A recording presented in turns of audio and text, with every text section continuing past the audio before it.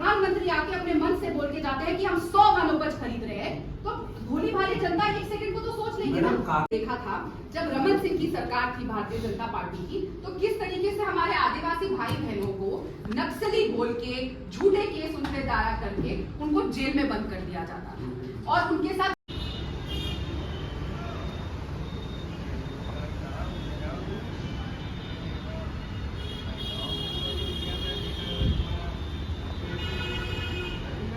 लेकिन हमारी सरकार ने क्या किया? 5 साल जब कांग्रेस की सरकार को छत्तीसगढ़ की सेवा करने का मौका मिला, तो हमारी सरकार ने 1700 आदिवासियों को कानूनी तरीके के तहत उनके सारी कार्रवाई करके जब पाया गया कि इनके खिलाफ गलत केस है, उनको रिहा करने का काम किया और आगे नौकरियां और किस तरीके से उनको वापस रिहेबिलिटेट कर सके उसका काम किया।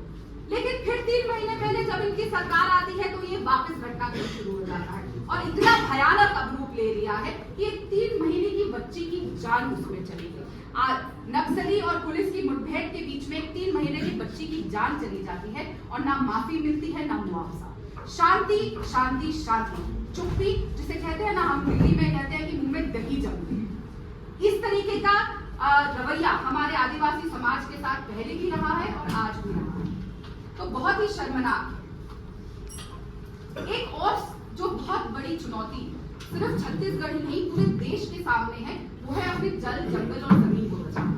आप देख रहे हैं ना, सिर्फ छत्तीसगढ़, चाहे हसदेव हो या और भी बस्तर का एरिया हो, उत्तराखंड से लेकर लद्दाख हो, हर जगह पहाड़ों को काटा जा रहा है, वनों को काटा जा रहा है। और किसके लिए काटा जा रहा है? छत्तीसगढ़ में भी अदानी साहब के लिए काटा जा रहा है, उत्तराखंड में भी उन्हीं के लिए काटा जा रहा है। बड़े बड़े लाखों करोड़ों के उन लोगों को कॉन्ट्रैक्ट दे दिए जाते हैं और यहाँ पे पहाड़ों को काट के, जमीनों को खोद के, बेच के और वनों को काट के सब कुछ उनको दिया जा रहा है। जैसे मैंने कहा कि वो संविधान ही इसीलिए बदलना चाहते हैं क्योंकि सब कुछ अपने उद्योगपति मित्रों को दे देना चाहते हैं। और ये बहुत ही मैं समझती हूँ कि बहुत ही भयानक स्थिति है, क्योंकि ये आज की लड़ाई नहीं है, ये चुनाव वर्तमान के लिए नहीं है, हमारे आने वाले भविष्य के लिए है। क्योंकि अगर जल, जंगल, जमीन इस तरीके से बर्बाद कर दिए गए और बार बार लगातार उद्योगपतियों को पैसा कमाने के लिए दे दिए गए, तो हम आने वाली पीढ़ियों के लिए क्या छत्तीसगढ़ छोड़ के जाएंगे, क्या बस्तर छोड़ के जाएंगे। मुझे याद है कि मैं पिछले चुनाव में बस्तर आई थी, तब मैं हेलीकॉप्टर से आई थी और ऊपर से जब हम देखते थे तो सिर्फ हरे हरे पेड़ दिखाई देते थे। अब वही जब हम बाय एयर आते हैं, अब तो बस्तर में एयरपोर्ट है, हम आते हैं तो देखते हैं कि वो आधी रह गई है संख्या। जो पहले इतनी हरियाली दिखती थी वो अब नहीं है, क्योंकि यहाँ भी वो देना चाह रहे हैं अपने उद्योगपतियों को। आपको याद होगा कि यहाँ पे जब टाटा का प्लांट लगा था भारतीय जनता पार्टी के समय में, तब बहुत विरोध प्रदर्शन भी हुआ था, क्योंकि उनको जो समय निर्देश दिया गया था जिसमें उन्होंने वहां पे काम करना था, वो प्लांट शुरू करना था और यहाँ के लोगों को नौकरी देनी थी। आप उद्योगपतियों को लाइए, हमें उससे कोई तकलीफ नहीं है, पर जो उनको समय सीमा में उन्होंने वादे की है कि यहाँ पे रोजगार दिया जाएगा और रोजगार यहाँ के स्थानीय लोगों को दिया जाएगा, रोजगार बढ़ेगा, पैसे आएंगे, उनको और उपलब्धियां मिलेंगी, पढ़ाई अच्छी बेहतर होगी। वादा किया था स्वास्थ्य सेवाएं दी जाएगी, वादा किया था शिक्षा दी जाएगी, लेकिन ये सब नहीं हुआ। इसकी वजह से हमने बस्तर में बहुत पलायन देखा और टाटा वहीं के वहीं बैठे। विरोध हुआ, बहुत चीजें हुई, लेकिन मोदी जी की जो भारतीय जनता पार्टी की यहाँ सरकार थी उसके कारण में झुक गई। जब हमारी सरकार छत्तीसगढ़ में बढ़ी तो कांग्रेस सरकार ने ऐतिहासिक काम किया और वो ऐतिहासिक काम ये था कि 1700 किसानों को उनका पट्टा वापस देने का काम किया, क्योंकि टाटा को वहां से जो विरोध में जो हुआ, उनकी सारी जमीन जो अधिग्रहण कर दी गई थी वो वापस दिलवाने का काम किया। ऐसा कभी भी देश में कहीं नहीं हुआ है जो ऐतिहासिक काम कांग्रेस की भूपेश बघेल जी की सरकार ने यहाँ किया। जैसा मैंने कहा, स्वास्थ्य को लेकर आप सब मुझसे बेहतर जानते हैं, यहाँ पे एक मेडिकल कॉलेज की अपनी उपलब्धि बताती थी भारतीय जनता पार्टी कि यहाँ पे मेडिकल कॉलेज हमने दिया है, उसके नाम पे आप भी जानते हैं, मैं भी वहाँ पे जाके देख के आ चुकी हूँ पहले भी। वहाँ पे कुछ नहीं था, सिर्फ एक स्ट्रक्चर है, ना अंदर डॉक्टर है, ना स्वास्थ्य सेवाएं है, ना MRI मशीन है, ना कोई मशीन थी। हमारी सरकार आई, उनको हमने बेहतर करने की कोशिश करी और एक बहुत इंपॉर्टेंट चीज जो थी महारानी हॉस्पिटल, जो महारानी हॉस्पिटल भारतीय जनता पार्टी साजिश के तहत बंद करने की कोशिश कर रही थी ताकि आप लोग अपना इलाज बिना करा सके, नौकरियों के लिए तरसाए, आपको स्वास्थ्य के लिए तरसाए, स्कूल के लिए तरसाए, तो वो बंद करने का जो काम कर रहे थे, हमारी सरकार आते ही उसको बचाने का काम किया। और जिला अध्यक्ष जी जो यहाँ बैठे हैं, उन्होंने स्वयं 9 दिन की भूख हड़ताल करी थी इसके खिलाफ और आगे जाके हमारी सरकार ने इस पे कार्रवाई करी और हमने उस जो सिर्फ 50 बेड का अस्पताल था, आज वहाँ पे 1000 लोग से ज्यादा का इलाज दिन में होता है। तो देखिए किस तरीके से जो बेसिक आपकी स्वास्थ्य सेवाएं, पढ़ाई पे आए तो बस्तर, मुझे याद है कि जब रमन सिंह की सरकार थी तो बस्तर में सबसे ज्यादा सारे सरकारी स्कूल बंद कर दिए गए थे। वो चाहते ही नहीं थे कि यहाँ के बच्चे पढ़े और आगे जाके सवाल पूछे सरकार से कि आप क्या कर रहे हैं हमारे लिए। मलेरिया से ग्रस्त बस्तर था,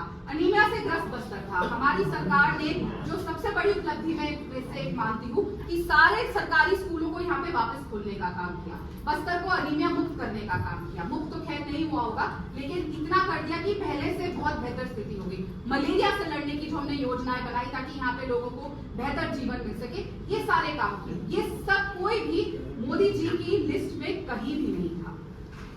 2015 में आपको याद होगा मोदी जी यहाँ आए थे। मोदी जी यहाँ आके दिल्ली रजहारा बस्तर रेल लाइन का उद्घाटन हरी झंडी दिखा के गए थे। ये वादा मोदी की गारंटी देकर गए थे कि मोदी की गारंटी है 2022 तक यहाँ पे रेल चालू हो जाएगी। आज कहाँ है वो? ठंडे बस्ते में वो रेल पड़ी हुई है। 2017 में दिलमिली मेगा पावर प्लांट का उद्घाटन हुआ था, आज वो कहाँ है? वो भी ठंडे बस्ते में पड़ा। जो मोदी जी ने गारंटी दी थी वो तो चीन की गारंटी निकली बिना वारंटी की। जैसे चीन का माल 3 महीने नहीं चलता, मोदी जी की कोई भी गारंटी नहीं चली। और इसी तरीके से पूरे छत्तीसगढ़ को 3 महीने पहले मोदी जी ने बहुत सारी गारंटी दी, जिसमें से एक थी कि 500 रुपए का सिलेंडर हर प्रदेशवासी को मिलेगा। मैं आज आप लोगों से पूछना चाहती हूँ, क्या यहाँ पे किसी को भी 500 रुपए का सिलेंडर मिला? क्या बस्तर की कहीं पे भी पूरे छत्तीसगढ़ में क्या किसी को 500 रुपए का सिलेंडर मिला? जब मोदी जी इतनी बड़ी गारंटी लेके जा सकते थे तो पूरे देश को भी लगे हाथ दे देते। जब पूरा देश 1000 रुपए से महंगा सिलेंडर खरीद रहा है तो सभी को राहत मिल जाती, पर नहीं। जैसा मैंने कहा, चाइनीज गारंटी थी, बिना वारंटी के 3 महीने भी उनका वादा नहीं चला। आज 3 महीने हो चुके हैं, लेकिन 500 रुपए का सिलेंडर की कोई चर्चा नहीं। उन्होंने कहा था महतारी वंदन योजना के तहत महिलाओं को हर महीने कुछ शुल्क मिलेगा, 1000 रुपए शुल्क मिलेगा। 80 लाख फॉर्म उन्होंने कहा कि हमने भरे हैं। अब उन 80 लाख फॉर्म की असलियत यह है कि सिर्फ 30% महिलाओं को पहली किश्त मिली है, जिसकी बात पे अपनी पीठ थपा के मोदी जी और शाह साहब यहाँ से गए हैं 2 दिन पहले अपने भाषण देके। असलियत यह है कि 70% महिलाएं छत्तीसगढ़ की आज भी महतारी वंदन योजना की पहली किश्त का इंतजार कर रही है। तो फिर एक बार मोदी जी की गारंटी, चाइनीज वारंटी। लेकिन कांग्रेस की सरकार लगातार सिर्फ बस्तर में छत्तीसगढ़ के लिए बहुत काम करते आ रही है। हम किसानों के बारे में चर्चा करते हैं। जैसा मैंने आपको शुरुआत में कहा, 2 दिन पहले मोदी जी ने अपना मैनिफेस्टो जारी किया जिसमें किसान को लेके जी कोई चर्चा नहीं। हमारा किसान देश भर का आंदोलनग्रस्त 3 साल से है। इतनी लाठियां उन पे चली, गोलियां चली, और अब तो जी इतनी हालत हो गई है कि जो दिल्ली में विरोध प्रदर्शन करने आते हैं उनके ऊपर ड्रोन से हमले किए जाते हैं। मतलब आप टेक्नोलॉजी का इस्तेमाल मोदी जी आके करते हैं, बड़े बड़े लोगों से चर्चा, अंग्रेजों से कि हम इंटरव्यू देते हैं टेक्नोलॉजी के ऊपर, और वो टेक्नोलॉजी का इस्तेमाल अपने किसानों पे हमला करने के लिए करते हैं और किसानों पे लगातार हमला करते आ रहे हैं। उन्होंने बात एमएसपी की अपने मैनिफेस्टो में कोई चर्चा नहीं की। और आप जानते हैं कि किसान जो खेती में ट्रैक्टर इस्तेमाल करता है या कोई मशीनरी इस्तेमाल करता है, उसका पहिया भी है या उसका पेज तक है, उस पे भारतीय जनता पार्टी की सरकार ने जीएसटी लगाने का काम किया था। उस जीएसटी को हटाने की कोई चर्चा नहीं हुई। 3 काले कानून के बारे में कोई चर्चा नहीं, किसानों का तो जी नाम ही नहीं है। लेकिन जब मोदी जी बस्तर आए तो वो एक बात बोल के गए। उन्होंने कहा, भाई और बहनों, हमारी सरकार ने तो 100 से ज्यादा वन उपज एमएसपी के अंदर लाने का काम किया, और कांग्रेस की सरकार सिर्फ 8 वन उपज लाती थी। एक और झूठ, जो ये झूठ का जंजाल लगातार बनाते आ रहे हैं। सच्चाई ये है कि रमन सिंह की सरकार, भारतीय जनता पार्टी की सरकार केवल और केवल 7 से 8 वन उपज एमएसपी पे खरीदती थी, लेकिन कांग्रेस पार्टी की सरकार, भूपेश बघेल जी की सरकार ने 72 पे उसको ले जाने का काम किया। 7 और 8 से 72 पे वन उपज एमएसपी पे खरीदना एक बहुत बड़ी उपलब्धि थी। और साथ ही साथ हमने तेंदुपत्ता की जो दाम दिए थे 4000 रुपए प्रति मानक बोरा, जो सिर्फ 2500 रुपए मिलता था, आज उनको उसके दाम बढ़ाने की जरूरत पड़ गई। और हमने देखा कि इस तरीके से किसानों को भी, क्योंकि कांग्रेस पार्टी ने 2660 रुपए धान की कीमत देनी शुरू करी थी, तो इस बार अपने मैनिफेस्टो में बीजेपी ने ज्यादा देने की बात करी। तो ये कांग्रेस की वजह से ही उन्होंने किसानों को ज्यादा देने की बात करी। और अभी कुछ खबरें भी आई थी कुछ दिन पहले कि जो किसानों को दिया गया पैसा वो भी वापस कुछ जिलों में लेने का काम कर रही है। बड़ौदा बाजार में या कहाँ पे कुछ खबरें आई थी जिसमें वो वापस जो पैसा दिया गया वो वापस लेने का, रिकवरी का काम कर रही है। तो लेकिन कांग्रेस पार्टी ने अपने मैनिफेस्टो में ये किसानों को वादा किया है कि हम एमएसपी की कानूनी गारंटी आपको देंगे किसानों को। दूसरी चीज, ये जितनी भी खेती के लिए चीजें इस्तेमाल होती है, चाहे ट्रैक्टर, ट्रॉली और भी चीजें, जिसका टायर हो, फर्टिलाइजर, हर चीज जिस पर भी जीएसटी लग रहा है उसको जीएसटी से हटा दिया जाए। ये दो बहुत महत्वपूर्ण चीजें हमारे किसानों की हैं। देश में एक बहुत गंभीर समस्या और भी है, वो है बेरोजगारी, जिससे ना सिर्फ बस्तर के लोग झेल रहे हैं पर पूरे देश के लोग झेल रहे हैं। लेकिन हमारे मोदी जी ने एक भी शब्द अपने मैनिफेस्टो में बेरोजगारी कैसे हटाएंगे उस पर चर्चा नहीं की। नौकरियों के बारे में कोई चर्चा नहीं बताया कि 2 करोड़ रोजगार देने का वादा जो 10 साल पहले फकीर अपनी झोली में लेकर आए थे, उन 2 करोड़ के हिसाब से 10 साल में हो गई 20 करोड़। 20 करोड़ बकाया नौकरी कहाँ है, किसको दी जाएगी, कुछ चर्चा नहीं हुई। युवाओं को आगे ले जाने का काम कैसे होगा, इस पे चर्चा नहीं हुई। लेकिन कांग्रेस ने जब अपना मैनिफेस्टो रिलीज किया, हमने ये गारंटी दी है कि सबसे पहला काम जो हम सरकार बनते ही करेंगे वो है 30 लाख नई नौकरियां देने का।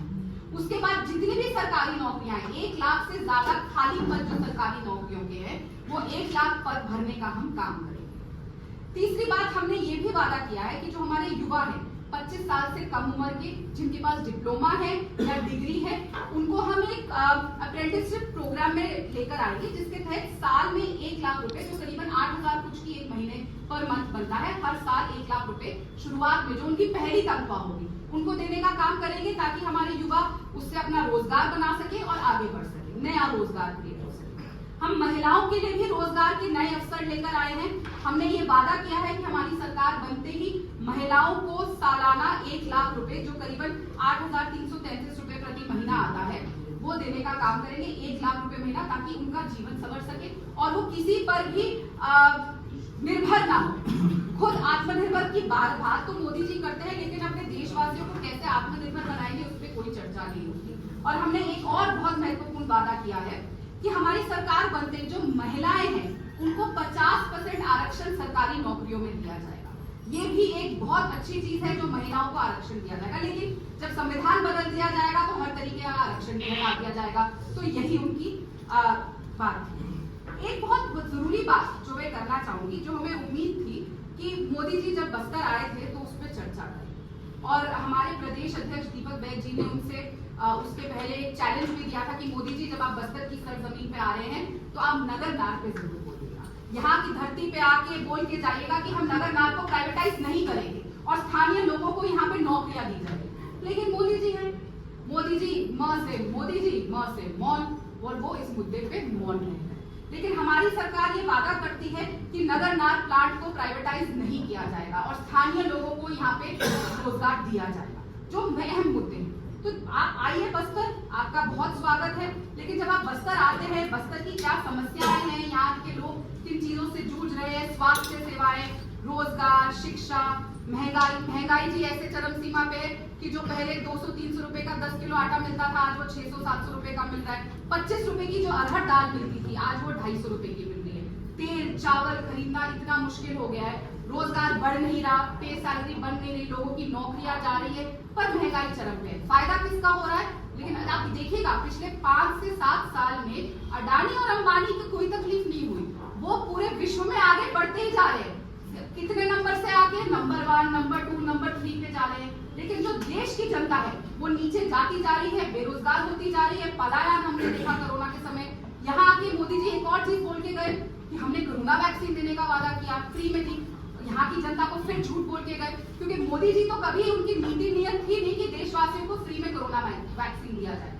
ये जब उन्होंने कोरोना वैक्सीन देने की बात करी तो राज्य सरकारों को कहा कि आप राज्य का पैसे से हमारे से वैक्सीन खरीदिए और फिर आप वैक्सीन प्रदेशवासियों को लगाइए। इसका मतलब जो कोरोना के समय में प्रदेश में जरूरी चीजों के लिए पैसा चाहिए था, वो सारा पैसा हम कोरोना वैक्सीन पे दे दें और केंद्र सरकार कुछ नहीं करेगी प्रदेशवासियों के लिए।